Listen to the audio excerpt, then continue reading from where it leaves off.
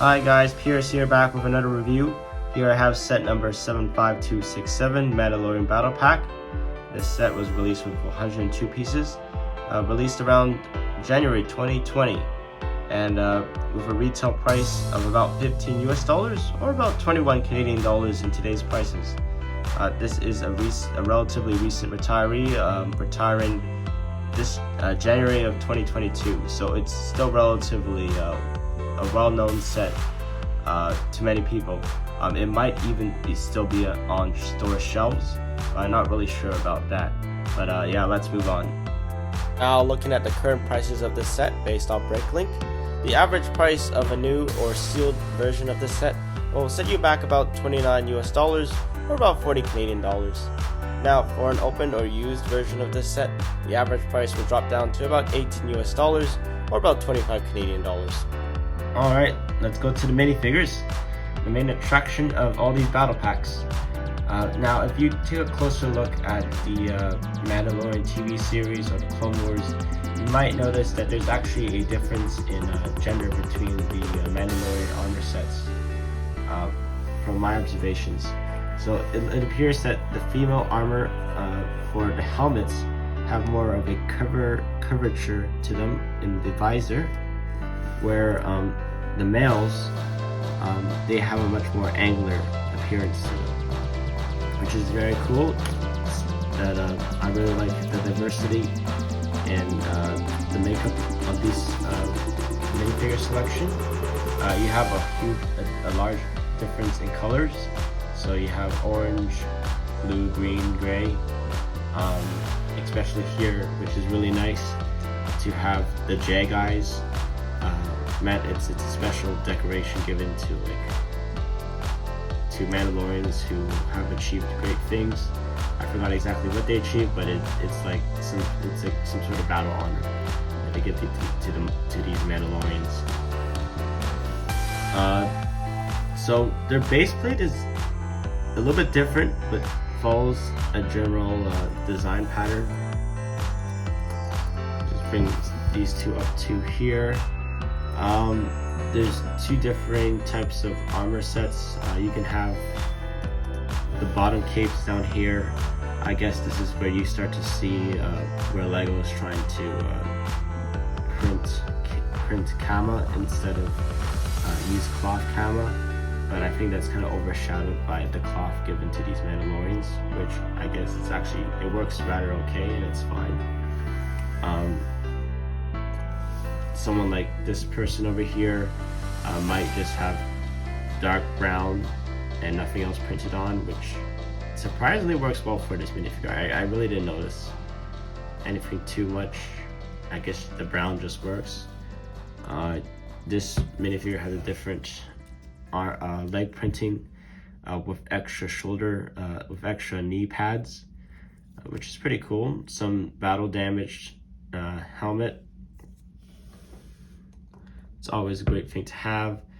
And you also have these rangefinder attachments, which are really nice.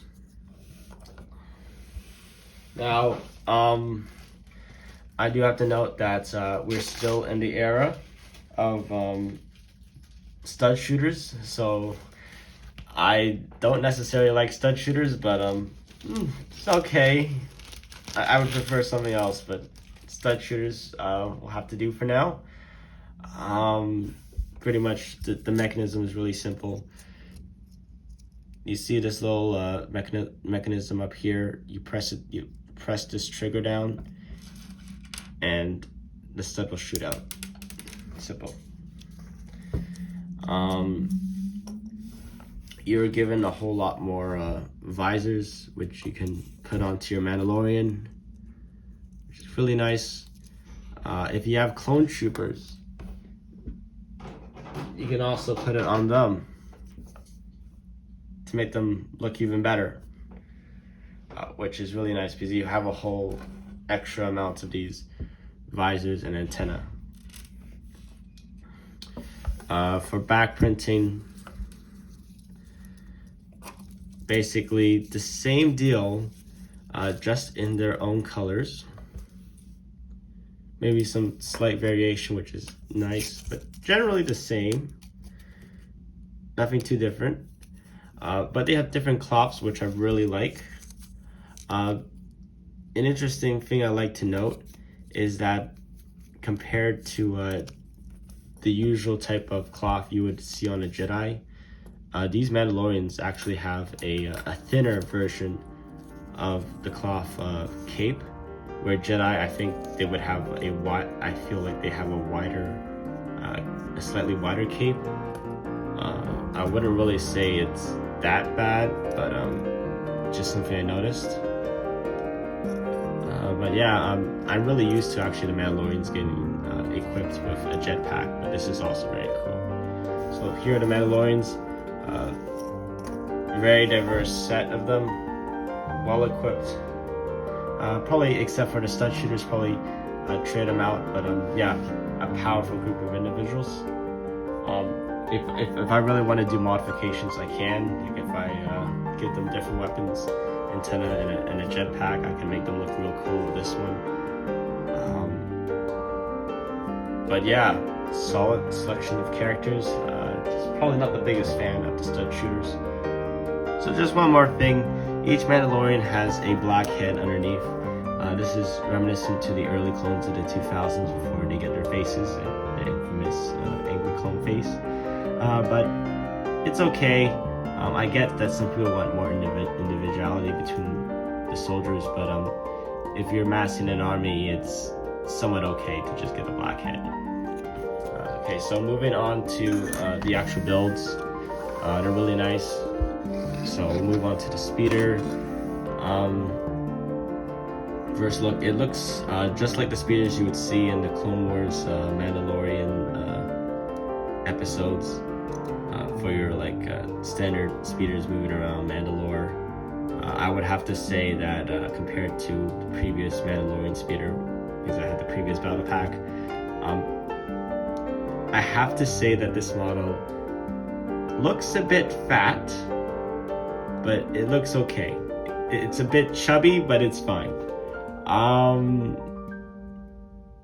Nonetheless, it's sturdy. It's not fragile. That's definitely one thing about it. It has two stud shooters, the brick one. So again, you see this trigger, pull it down, start shooting. Easy and simple. You can mount a Mandalorian on here, real easy. Just put him on. Get him to attach this, and he's off, or she is off on her way. You got cover here. You can use for the Mandalorian. So you have a place down here where you can store your stud shooter, or you can actually have this jumper plate which you can place this gun at, and you get the Mandalorian to start shooting at his location. Really cool. If you buy enough of these, you can start creating a whole scene of stuff and a whole bunch of speeders. But basically these are pretty good. Obviously I wouldn't say that they're the drivers of the set, but they offer a lot of useful pieces. And yeah, pretty good. I wouldn't say anything out. I wouldn't say the best builds I've seen, but they do their job well. Overall, I have to say this set is a very solid battle pack, and you get really good bang for buck during the time it was released. But I believe there's a good case that it might be a good idea to actually get this set secondhand from someone else. I do have my reasons. So one of them is that I believe this set is actually scalable. Current and recently previous battle packs had this problem of having too many diverse sets of soldiers or characters, which made the battle pack unscalable. Now you might be saying, Pierce, there are each Mandalorian has their own different set of armor. Now you're right, but now if you look at the Clone Wars or the Ahsoka TV show, the Mandalorians have their clans with all different types of armor, and each clan is made up of like so many of these Mandalorians that in a way that kind of justifies these differences and allows these Mandalorians to actually be scalable. And to make this set even better is that you actually have like capes given to you en masse. Not like one cape, like 4 capes.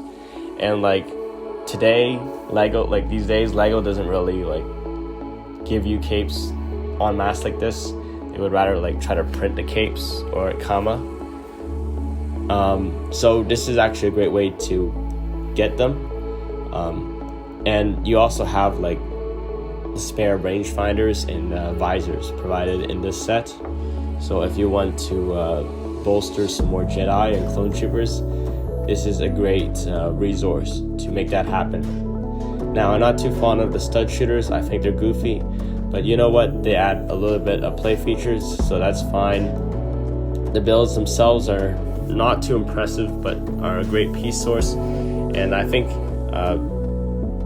overall, the builds really don't matter too much. I think they just are meant to add substance. But the core, the minifigures, I think they are a real strong part of the battle pack, and that's what I believe a battle pack really should be.